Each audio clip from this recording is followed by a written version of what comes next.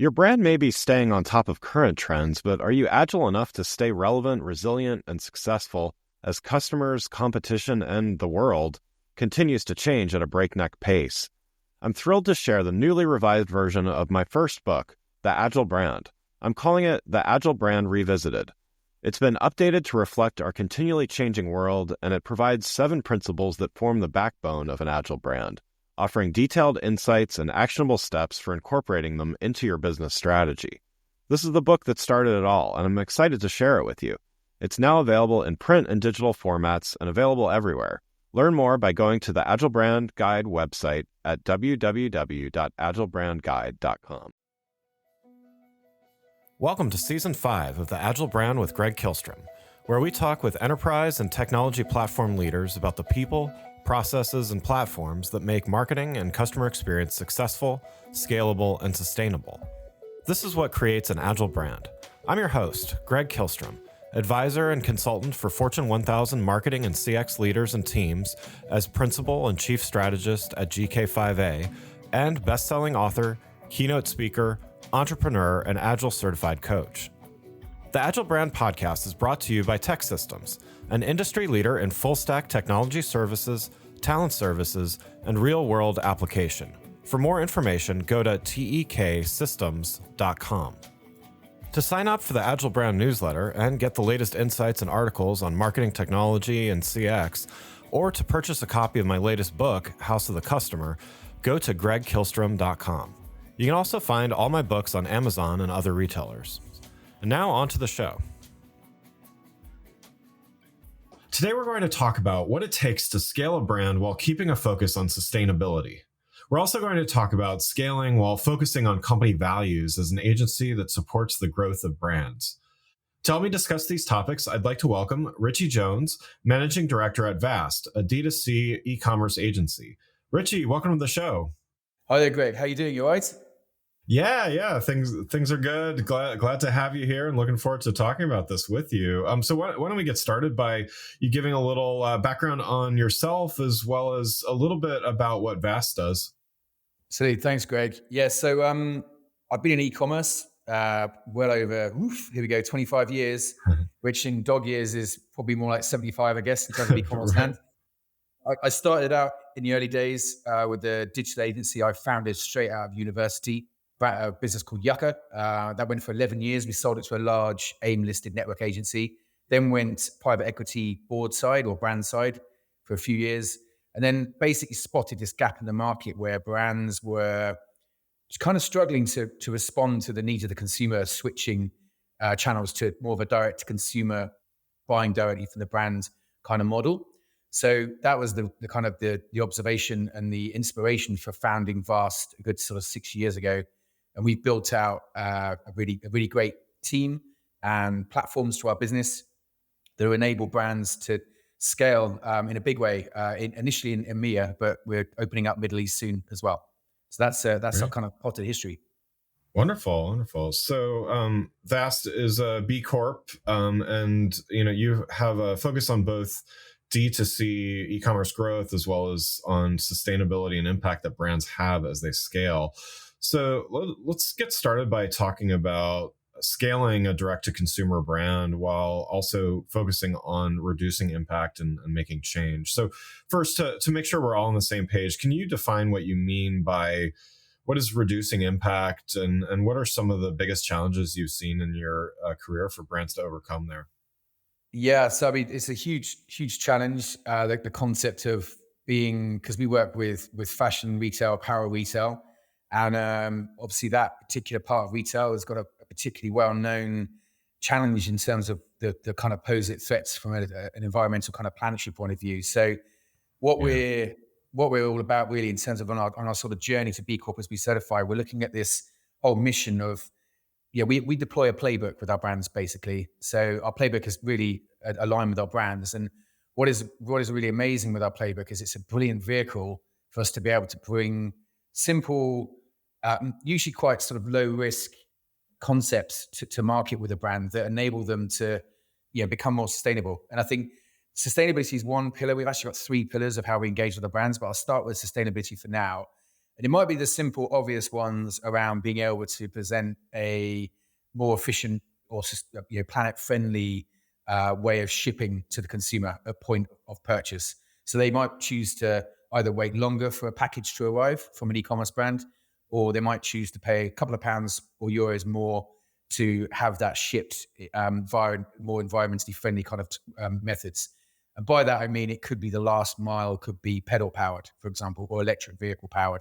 So that's one key way we're bringing sustainability about for our brands. I mean, some of the more obvious ones we've done more recently are switching brands out away from single-use plastic in their packaging and using simple compostable packaging as well. Another example would be supporting them with their supply chains. So we had one brand that was manufacturing product in Poland when we first started working with them. Their distribution center is in Amsterdam. In the early stages of us working with them, now that product was actually going via China as a kind of symptom of their kind of supply chain methodology. So we're able to correct that, and I'm now happy to report that that particular product now goes directly on a lorry from Poland to Amsterdam. So there's a great example there of just these funny little glitches in the system that lead to huge amounts of carbon being released when they don't need to. And I think in another area, another pillar where we're sort of engaging, because B Corp also means not just sustainability, it also means the kind of ethical engagement as well. So that's not only with our own teams, but also with how we can support our brands we've got another pillar called ethical advertising. And that's looking at, where is the line in terms of the ethics of advertising? I mean, it's a huge, huge question. Can it exist for a start is a great debate to have at a dinner party if you're inclined. But the concept is things like that we might see with certain brands, underage targeting on Instagram. That's something that you can easily cut back on if you want to. Number of times a discount message is being seen by a user, because discount we know is when the consumer's probably at their weakest in terms of buying something they potentially don't need. Maybe having an agreement with the brand where you're saying maybe when you're in sale, which is happy to say with our brands quite rare, the number of times a consumer sees that impression from that ad is only maybe 4 or 5 times versus maybe the usual 10.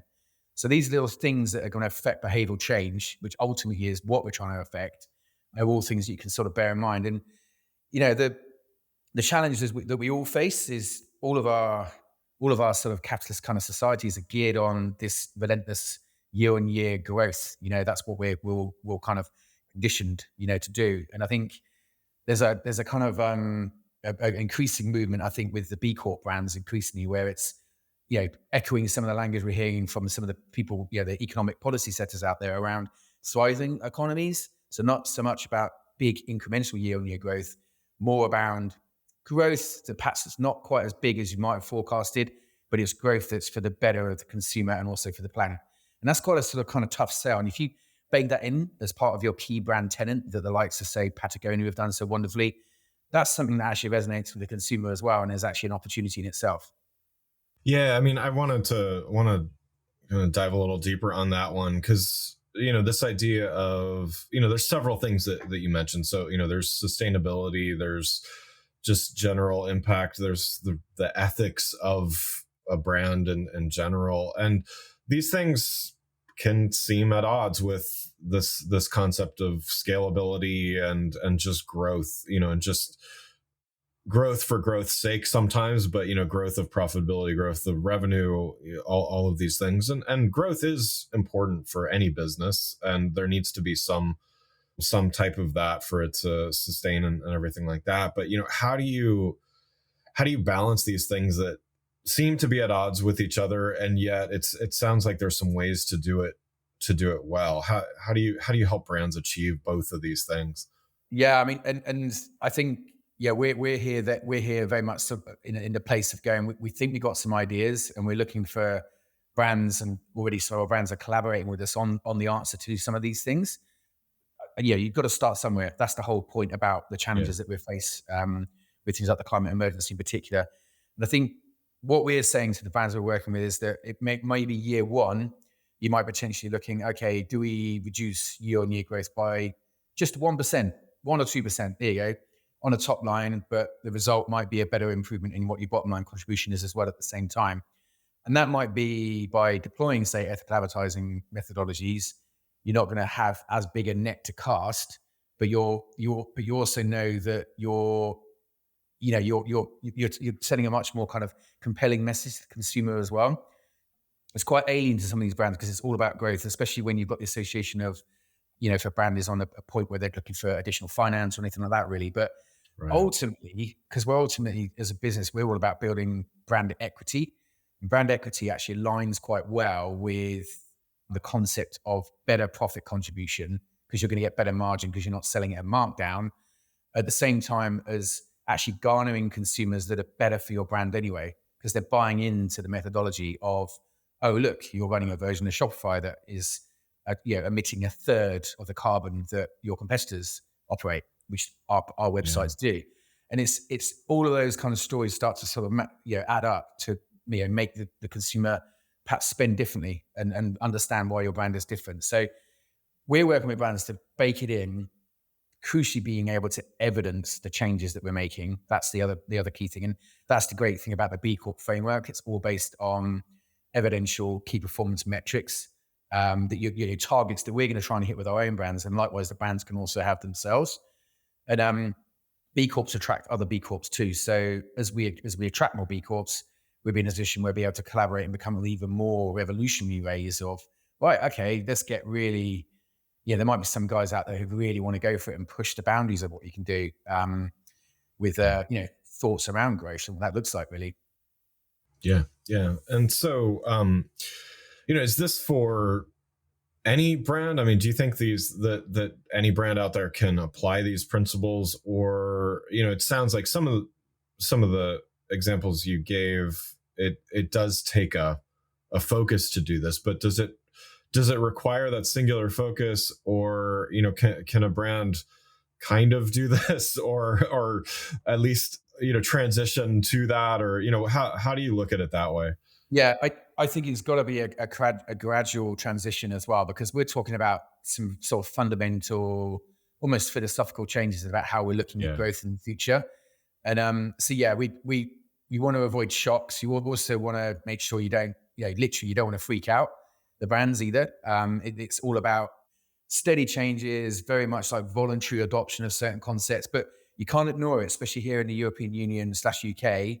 Legislation is on the way. By 2025, 2026, a lot of these brands, they need to evidence a lot more around their supply chains. They're not going to be able to do certain things that they're doing now as quick as they could do. So in the same way that, it feels like how it was with privacy, say 2-3 years ago here in the UK and Europe, it was all about GDPR. In the Yeah. same way, it's like readying our businesses and our brands for these legislative changes that are coming in terms of how we can evidence how our supply chains work, how we can evidence we're looking after our workforce in a different way, and it's in a way, it's kind of being in front of the curve, but by being in front of the curve and starting to start that journey of implementing some of these changes, you're already in front. And there's almost like benefits from a brand point of view to be in front slightly. And I think the big observation I noticed as well is that a lot of brands are doing stuff. They're doing some amazing work, but they're almost too scared to talk about it at times. They're hiding from the consumer what some of their concepts they're working on for fear of greenwashing. And I think that's where you can use like the B Corp structure and the way you can evidence the transparency of what you're doing in a really good, brilliant way, because anyone can look up your business on the main sort of B Labs website, look at the score, look at how that score's been allocated and distributed around the kind of scoring criteria they've got. So it's a really transparent way of doing it. I think we'll probably find more brands kind of coming out a bit more about what they're doing, because I think they are holding back for fear of being accused of greenwashing. Before we continue, let's take a quick break. If you're like many marketing leaders today, you're inundated with a need to improve the customer experience across an increasing number of channels and touch points, all while ensuring your team is performing well, innovating, and continuously improving. So how do you find the time to determine what's next for you, your team, your brand, and your customers? My company, GK5A, can help. Whether it is advisory services, evaluation of marketing technology platforms and solutions, or digital agencies and implementation partners, or assistance with creating strategic roadmaps and prioritization of efforts, we've done it all and served as an ally to Fortune 1000 brands in industries like financial services, healthcare, consumer electronics, professional services, and more. You can learn more about these services and contact us at www.gk5a. That's www.gk5a.com. Now let's get back to the show. Yeah, and it's interesting. You mentioned the example of GDPR with consumer data privacy. For those less familiar with that, I know there's also. It seems like the EU and UK are a bit ahead of the curve on a number of these things. I know even with AI regulation, there's more and more talk and some action on that, and certainly well ahead of here in the United States. But can you give some examples of this type of growth? This scalability matched with sustainability. Can you give an example of this type of growth and from a brand you've worked with? Yeah, well, I mean, the ones we're just starting on in terms of our sort of discussions around with a VF brand, Jansport, that we work with, and they've just through VF's really great corporate social responsibility they've been doing anyway. I mean, they've been first movers on discussions around, they had pride baked into their trade plan years ago, long before it became like a thing in terms of a retail moment. And I think honestly, from a sort of sustainability and supply chain point of view, those guys out of all the brands we work with are probably the most forward thinking. Also, and it's brilliant to work with a brand that is engaging with, their core customer often is a youth college goer, and particularly vulnerable group as well. And their stuff they do around mental health is absolutely amazing. And I think being able to apply that with the ethics part of B Corp is particularly useful. And I think that's a really good example. And I think some of the other brands we've got on our books, so Stance is a good example where we work with them to switch out their sustainable packaging and get that. And also their 2.0, which we call it, version of their website that went live this last week, is built on our latest Shopify theme called Vastify 2.0. And that's the one that saves all this carbon in terms of how page load works and some of the technical sort of behind the scenes stuff works. The user doesn't need to download anything like the amount of data they used to have to on the version 1 of that website. So those are great examples. And then I always cite, because I actually think the biggest challenge we've got is the behavioral change piece. And I always cite, the classic Patagonia campaign of don't buy this jacket. Right. Yeah, that goes so counter to everything. And also them coming out most recently around, oh, by the way, we're not sustainable. And this concept of retail, any form of retail can't be truly sustainable because you're still actually utilizing and burning, Earth's resource to facilitate the production of anything really. So I think Patagonia are like those massive trailblazers of that thinking of almost anti-consumption, but the concept of you're still selling a quality product that is going to last for 10, 15 years versus something that's not as good and isn't going to be repairable is the big kind of thinking on that. Yeah.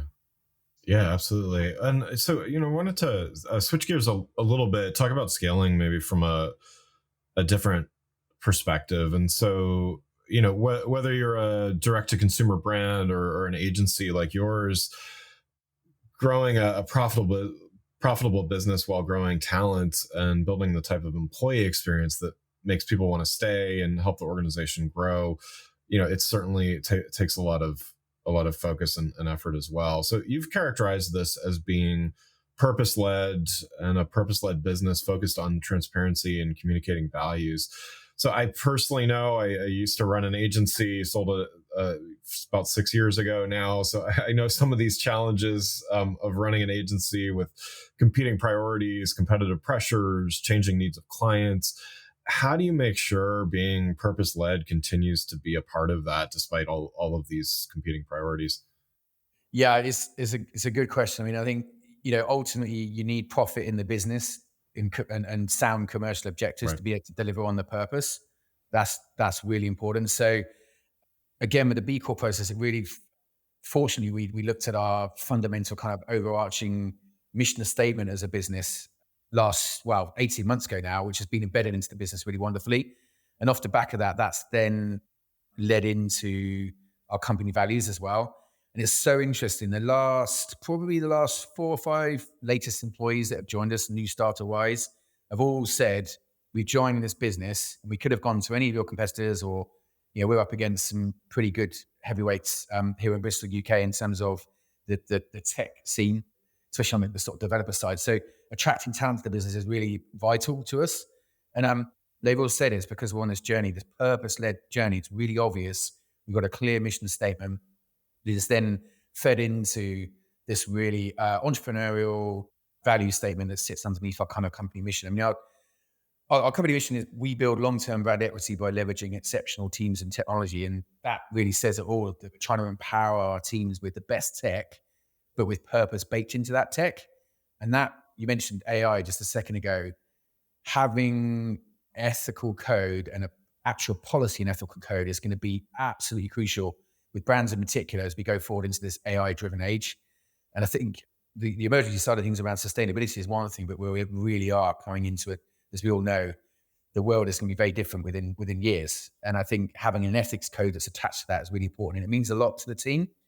Our core value is relentless R&D, and we really hold that up as a statement in that we always want to learn from things that work and crucially from things that don't work. Having that open, collaborative culture. One of our other values is "Come as you are," which is a deliberate rip-off of the Nirvana lyric. And Yeah. when we did that to make people feel open and welcome, and we've actually, don't have a dress code. No way would we have a dress code. It's just really all about that sort of open, collaborative environment where some of the best outcomes happen. And that's seems to work really well with our team, and that seems to be what incentivizes them and love coming to work, basically, which is what we want.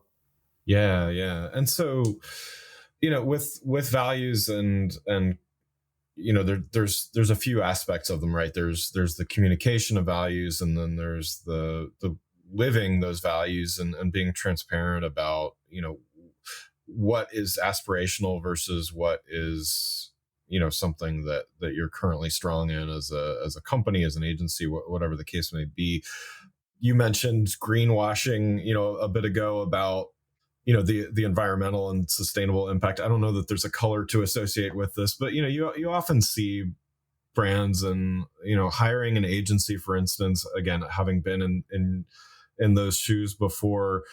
Every company has those things that they say, well, this is what we believe and everything. But, how do you transcend that? Of definitely you need to communicate those and put those out there. But how do you transcend that and really live the values and make sure that you're living up to those, even though I'm sure there's better days and and worse days? How do you try to do that as a leader and an agency owner? The reality is striking. While we can stream movies on demand and order anything to our doorstep within a click, healthcare interactions often feel needlessly complex. Healthcare marketers, this one's for you. In Shop, Stream, Heal, author Adeline Ashley shares actionable insights from industry leaders like Netflix, Amazon, and Delta, showing how healthcare can thoughtfully adapt their winning strategies. This isn't about technology for technology's sake. It's about making healthcare more accessible, intuitive, and human. Drawing from real-world successes and lessons learned, the book shows you how to create healthcare experiences that truly meet patient needs while preserving clinical excellence. Shop, Stream, Heal by Adeline Ashley features a foreword from Dave O'Flanagan, CEO of Sitecore. It's published by the Agile brand and now available in print and digital formats on Amazon. Go to shopstreamheal.com for more information. Yeah, well, I mean, we bring it to light. I mean, we've got a HR platform that's called Breathe that we track all of our team performance on in a good way. And all of the objectives we set within the business are set against our 5 core company values. And and we basically will hold up in the monthly meeting, especially we have the all hands meeting we run. A great example of where someone has just extolled the values that we've got in the business. Because we're quite surf related, the prize they win is actually a 3D printed gold shaka, hand making a shaka sign, which Nice. it's a bit of fun, but it's the whole idea is that person then has they demonstrated great collaboration, or for Planet Community is another one we've got. And I think our model is actually performance based. So we work on a percentage of the revenue we generate for our brands. And with that, because we tend to bring US brands into Europe, with that comes a huge amount of guardianship. And we have another value, which is brand first, revenue second. And that sounds quite perverse or counter again to the concept, but it's all about thinking of putting the brand first. It's so important. So and it might be around, if there's anything we're not too sure about, it might hesitate about something, just double checking it with the brand first before you do it. Because some of the brands we work with, they don't have boots on the ground here in Europe. They are relying on us to look after the brand. They can't see everything we're doing. So there's this incredible feeling in the business. And if it doesn't happen often, I'm happy to say, but if there's been something goes wrong, sometimes there's tears in the team. They're that upset. And that's obviously what we're looking to avoid at all costs. But that passion and love for what they do, and genuine passion and belief that they want to just look after the brands is something that kind of blows me away all the time. Yeah. It's actually really, it's quite humbling, if that makes sense. You create this team culture where people care that much. Yeah. Yeah, it lives and breathes through through the HR platforms, but day in, day out, we try and make sure we reference our values and coming back to some of the key things that we believe as a business. And that's on me to just sort of shine a light on when people are selling on that front. But I honestly think I just think that as we're in the scale up phase of what we're doing now, especially, it's more important than ever that we hold on to these values, and it shows in our work, I think. Yeah, no, absolutely. That's great to hear. And it's great to hear that it's not just some values written on a wall somewhere that people walk by and then they do their work, right? So it's nice to see that kind of holistic way of approaching that and even measuring it. And that, brings me to next question, which is just, how do you measure success in being purpose led? You mentioned measuring success against values. I think that's a great way to really, demonstrate that you're walking the walk, so to speak. But how do you measure overall success as a business in this approach? Yeah, so I mean, in our B Corp application, we've had to attach KPIs to the three pillars that I identified earlier. And I think if you just take ethical advertising, for example, we're setting out a reduction a reduction in year-on-year advertising impressions that we pump out into the market that are related to markdown, for example. So that's one example of where less people will see a message that's going to make them likely to act in a way that could be buying something they don't need. A product that could end up in landfill, or worse still, returns. Like, returns are dreadful for the planet. So that's one example. So we'll be able to evidence the number of millions of impressions that we've reduced related to markdown. Another one will be examples of where we're actually encouraging brands to hit targets around the full price markdown mix that they might have in a full year. And it's the thing that we now track in our business intelligence tool that we built ourselves called Vast BI. It actually tracks the full price markdown mix by brand, by day, by week, by year. And that's something that we report on with the brands now, usually in a monthly, just saying, just so you know, we're usually way behind our usual markdown mix. We're able to evidence with one brand that year-on-year markdown mix had come down by sort of 30%. That's a huge reduction. That means there's less going out to the market. That, again, it's staying away from that sort of behavioral activity where people are buying stuff they don't need. So those are sort of key ways. Another way is that we can evidence the amount of carbon that we've reduced, either with our own travel, but also with supplier miles. We've changed that Poland example I referenced earlier. So all these things are genuinely KPIable and trackable as the year goes through. Our operations director, as part of her role, is that she tracks where are we in that sort of journey. And we will transparently share it as well as part of the kind of B Corp that we do, what we've actually achieved against that purpose-led piece. Another really obvious one is on our community engagement piece, we give away just over a month's worth of the team's time to local charities and NGOs, and just being able to evidence that work is also a great way where we're reaching out. Likewise with our higher education reach out stuff we do as well, where we're just trying to help local universities. We bring students into the business, all those kind of things that we can all evidence that we're being purpose led, and genuinely are being purpose led. It's not just even evidencing it; we're actually living it. That's the key thing. Yeah. No, that's great stuff. Well, Richie, thanks so much for joining the show. I got one last question before we wrap up here. So kind of going back to those brands, that a brand that needs to scale, but yet they want to be more sustainable as they scale, what would be your advice to them as they navigate the months ahead?